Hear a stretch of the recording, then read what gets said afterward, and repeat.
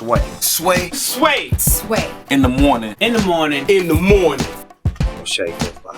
Wake your fuck ass up. Sway in the morning. Sway in the morning. 845 Sway in the morning, man. We had Saul Williams here. Couldn't let him leave, though. Nope. Because I knew we had 4-time Academy Award nominee in here. Two for writing. Guy's an author. He's a director. Actor. Father. Friend of the show. Been here numerous amount of times. These aren't even interviews any longer. It's just conversations. Yep. And he was standing outside aimlessly, not knowing where to go. I said, man, listen, dude. You're home again, Ethan. Ethan Hawke is here, ladies and gentlemen. Yo, and I think both you guys, Saul and I go way back, too. Our kids used to go to the same child care center. Yeah. Really? Like, as infants, you know, like real. Is that where you guys met? Or did you know each other We may before? have met during the slam stuff and all that Lyricist Lounge stuff or something back in the day. And Saul, we met in Paris, right? Yeah. I mean, that's a good place to meet. Y'all met in Paris. He came to my apartment in Paris. Sylvia Whitman, who runs the Shakespeare and Company bookstore in Paris, it was George Whitman, her dad, who started it. It's like, She's got a little bit of magic dust around her. This Yeah. woman's like part angel fairy, Yeah. and I went in this bookstore and she's like, you have to meet my friend. He's so amazing and we went over there and we had dinner and he had this unbelievable apartment. We looked over all the world. I remember sitting out there. It was on my we roof. Watched, we watched the sunset over Paris. Wow. Yeah, man. Y'all We not- talked about Miles Davis. I remember it was such a fun We night. had a beautiful love story. Did you cook? Did you cook for him? Did you cook for Ethan? Did I cook or did we bring something? Sylvia brought. She was like, she's I remember Miss Paris. drinking. All I remember is drinking too. I know we were there at a mealtime, and I Exactly. think that there was something substantive. Were to y'all eat. were you familiar with his work, Saul? Or Come on, dude. Okay, Ethan, Who well, wasn't and familiar with listen, this I don't know, dude's work? because we Good talked point. about a lot of things that night, but funnily enough, we were for some reason talking about Miles Davis. Yeah, which because I was working on a screenplay on the story of the love affair between Miles Davis and Juliet Greco, and all that is in my book USA that came out in September. But yeah, I was working on a screenplay about Miles Davis and Juliet Greco, and that's part of what I was working on while I was living in Paris. And so yeah, Sylvia brought you by, and the crazy thing is, you know, you just finished working on that Chet Baker. Yeah, I just finished playing Chet Baker, who, of course, I was thinking about our conversation that night because Chet had this obsession with wanting to be like Miles or Charlie Parker really discovered Chet. You know, he was originally like the same way that Eminem was with the whole rap scene. He was kind of a white interloper. Chet was a major serious musician, but you know, and Charlie Parker accepted him. You know, he got his break by Parker letting him play in his band on his tour. But Miles would have none of it. Miles wouldn't have it. Yeah, Dizzy and Dizzy gave Chet his final kind of break. Yeah. It really helped him out a lot. And those were Chet's heroes. Yeah. I mean, all he wanted to be is, in a lot of ways, is probably responsible for him becoming a junkie. Is his desire for Miles. Miles got cleaned up, but Chet never did. Okay. You know? Yeah, I mean, a lot of artists became junkies after watching Charlie Parker play, Yeah, and it's like, oh, he takes heroin. That's So- how he plays like that. I'm gonna try it. Little did they know that he played like that despite the heroin, not Despite because the of heroin. it. Yeah. Exactly. So were you familiar with Saul when you met him? Not until that night. So that was just a chance meeting, and you went over But straight. you know, it's one of those nights. Every now and then you have a night you know you'll remember forever. Yeah. Like because it was so out of the context of the Yeah. rest of our life, I guess. I mean, also, you were so interesting, and the sunset over Paris, and this girl is very appealing. Okay. No, Sylvia is wonderful. Sylvia Yeah, is wonderful, you know. and like she became a close friend It of was mine. a great Yeah. night, and me too. And I was cool, just, yeah. you know, I had this book that I wrote just came out, and I just did a Which reading. book was it? It's called Rules for a Night. Rules It's one for I a Night. wrote for my kids. Yeah. You know, Yeah. and so Sylvia, I mean, you know, you do these press events, and they're all so kind of lame and stuff. But Sylvia organized it. She had a jazz duo playing while I did my reading. I read a poem that's in the back of the book. She set it to music. You know, she served wine at the place. And I was like, it felt like a party, not a book And signing. the thing is, if you're ever going to Paris, the Shakespeare and Company bookstore, you can sleep there. You don't have money. All you have to say is, I'm American. You don't have to be American, but you slept there. Yeah, I slept there. You have to say you care about books, and you have to, in exchange, you know, you have to like stack some books and stuff. Books, clean up or People whatever, there. but you My can sleep in a daughter spent a bookstore. month there. My daughter's 17. And Yeah, so, and she spent a month. well, there. I told her she needed a job, Yeah. you know, and it's hard to, you know, and so she went this was a very appealing job to her. Well, to it's go in live Paris, so yeah. And so Exactly. Sylvia watched out for her, and Exactly. she worked at the bookshop for a month last summer. Exactly. Yeah. Okay. So Wow. I mean, like, yeah, that bookstore. I love bookstores. I hang out in bookstores. Me Like too. that's the secret of my shit is hanging out in bookstores. You know. Oh, For you some, pick it's up a strip lot by clubs. osmosis. Right, yeah. My dream place is a strip club that is a bookstore. Ethan Hawke, ladies and gentlemen. Hybrid. That's Yo. a Saul. Imagine Thank if they you had for a hole in the library. That'd be great, right? Yo, I'm gonna leave you guys to it. Thank you, Hey, Saul. thank Great to see you. Great to Okay. see you. Yeah, Ethan, All right. Till we meet Ethan again, Hawke all is right? here. Next Yeah. time. Oh, that was great, man. 888-742-3345. You wish to speak to Ethan Hawke, give us a call right now. If I show it to you, they'll kill me. You listen to me. Right now, it's incredibly important that you tell us everything. All right? We think that your grandmother. Come on, there were more people there with painted faces. Why won't you confirm it? The devil's on their side.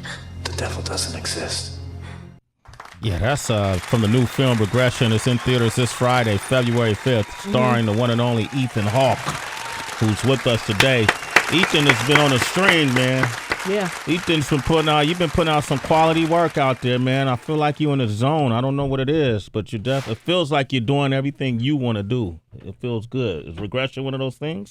Yes, it is. And this is one of the, there's a lot of downsides to getting older, and then there's a lot of upsides, which is you start to kind of know who you are and what you're about, and what you're not about. And there's so much anxiety when you're young about, whether your dreams are going to turn to dust in your hands, and it scares you. And the great thing about being in the middle of your life is that you're able to actualize some things, and it doesn't all seem so mysterious and so scary as it does when you're young.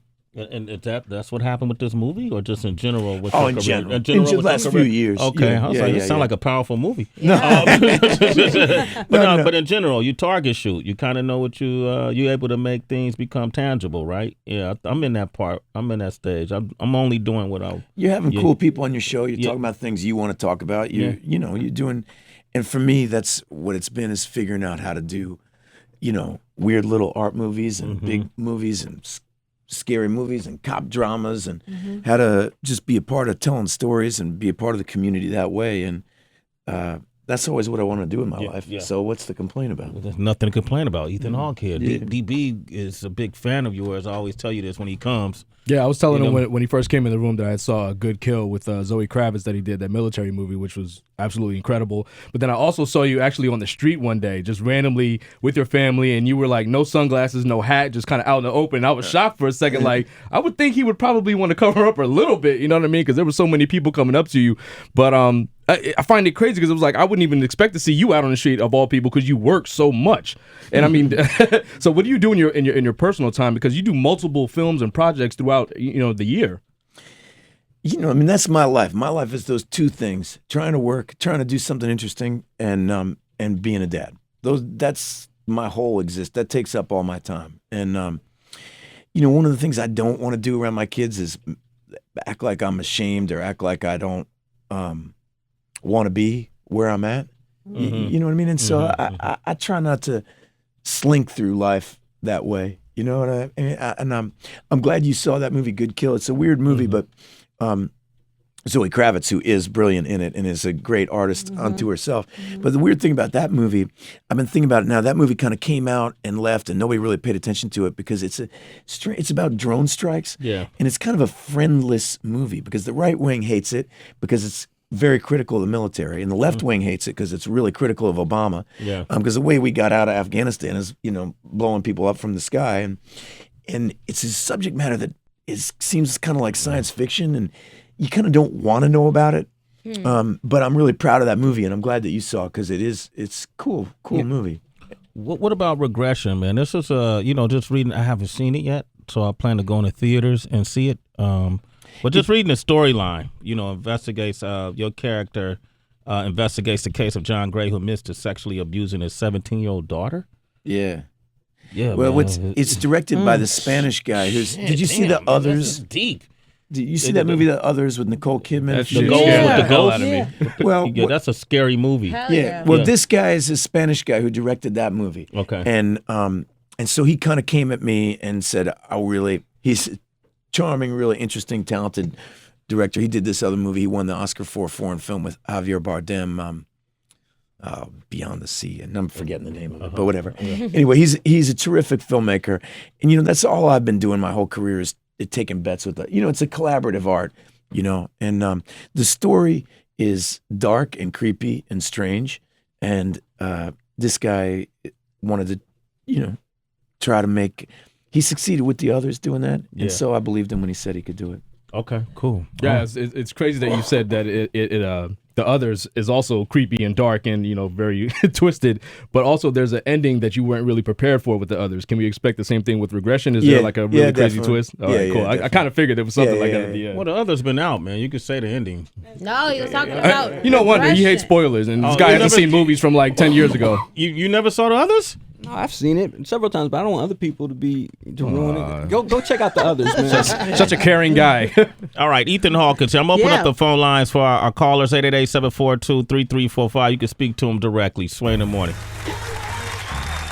We got Ethan Hawkins with us, ladies and gentlemen. 888-742-3345. Stella's on the line from San Francisco. Stella! What up, guys? What's up, Stella? Say hello to Ethan. Hi, Ethan. I cannot believe I'm on the phone. I'm a first-time caller, and I had to call in for Ethan Hawke. There's no way I was going to miss it. And I'm late for work, and I don't even care. All right, good. Well, tell him you have a permission slip that we were busy. Oh, I'm not telling him nothing. I don't even care. I just want him to know that before sunrise changed my life. Loved that movie. Loved the chemistry. It was just the best movie. My husband, to this day, whenever he sees it, he knows he has to tell me it's on because I will be so angry if I missed it. And he watches Traffic like over and over and over. So we're both fans, and it's amazing. Well, thank you so much. I appreciate that. I love that movie too. It's just like chemistry. It's just I watched it, and I didn't find myself saying, "Oh my God, I want to be her. I want to be her." No, I wanted the chemistry between you two, like just the way it came through the whole movie. It was. Hey, you want to know something? You're really smart because the director of that movie, there was really not much of a script when he approached me with it. And he said the most powerful thing anybody ever said to me. He said, I watch these movies all the time and there's always a helicopter fight or some kind of espionage or some kind of some situation that makes me feel like my own life is so boring because none of that happens. And he said the most important thing that ever happened to me was when I really connected with a woman, when I had real chemistry, when two people really intersect. He's like, I want to make a movie about that feeling. And so the fact that that's what you said you like about it, wow, is because that's what we went after the whole movie. So I appreciate you saying that. Oh, yeah, that's exactly what I got. I got the love there, but the chemistry, I didn't see myself saying, oh, I want to be her, I want to find love like that. No, I want the chemistry. Yeah, well, you're right. It came through. Hey, Stella. Yes, he has a new movie, Regression, that's in theaters this Friday, so you should check it out, okay? I'm on it. All right, you're a citizen, Stella. So Sway in the morning. Appreciate it. All right, we got Kevin in Atlanta on the line. What Kev, up, what up, Kev? You. What up? What's up? Say hello to Ethan Hawke. What's up, Ethan? Hey, Kevin, how are you? Good, man. How you doing? Pretty good. How's Atlanta doing? I used to live there when I was in 3rd and 4th grade. Oh, yeah? Where at? Yeah. Buckhead. I went to Sarah Smith Elementary. Oh, okay. All right. Well, my question for you, you actually done one of my favorite movies of all time, Lord of War. Oh, yeah.